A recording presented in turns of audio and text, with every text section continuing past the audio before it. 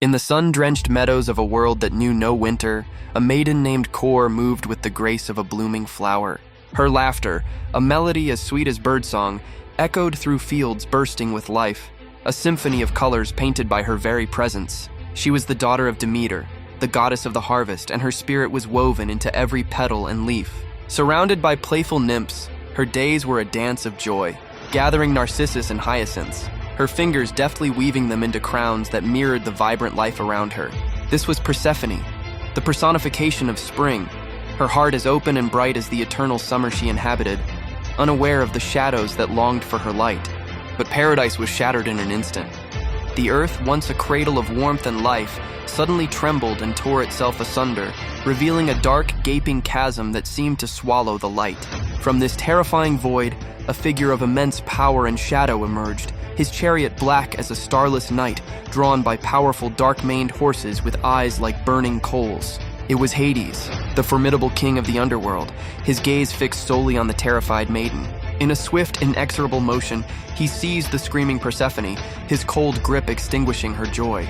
The ground closed above them as he descended into his dark domain, leaving behind only a scattering of crushed flowers and a chilling silence where laughter once bloomed. Demeter's world collapsed into despair. Her frantic cries for her daughter echoed across the land, but only silence answered. The goddess of the harvest, consumed by a grief so profound it poisoned the very soil she governed, wandered the earth in a desperate, aimless search. In her sorrow, the world mourned with her. The once green fields turned a desolate brown, crops withered, and the trees shed their leaves like tears. A biting chill crept into the air, and for the first time, snow began to fall, blanketing the dying land in a shroud of ice. Demeter stood alone amidst the barren, wintry landscape, her face a mask of sorrow, her grief holding the world hostage in an endless winter. The once bountiful earth was now as empty as her heart. From his golden throne on Mount Olympus, Zeus watched the mortal world wither and die under Demeter's relentless sorrow. The pleas of starving humanity reached the heavens, forcing his hand. He dispatched Hermes, the swift-footed messenger of the gods, on a critical mission to descend into the shadowy depths of the underworld and negotiate Persephone's return. Hermes journeyed to the dark palace of Hades, where the Lord of the Dead confronted his captive bride. He appeared before her not with threats, but with a tempting offering.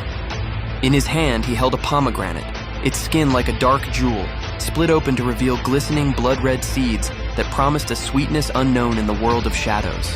The fruit was a temptation, a trick, and a binding contract all in one. Faced with the alluring fruit, and perhaps weakened by her long captivity, Persephone made a fateful choice. She took the pomegranate and ate a few of the glistening seeds, an act that would forever bind her to the realm of the dead. In that moment, her fate was sealed.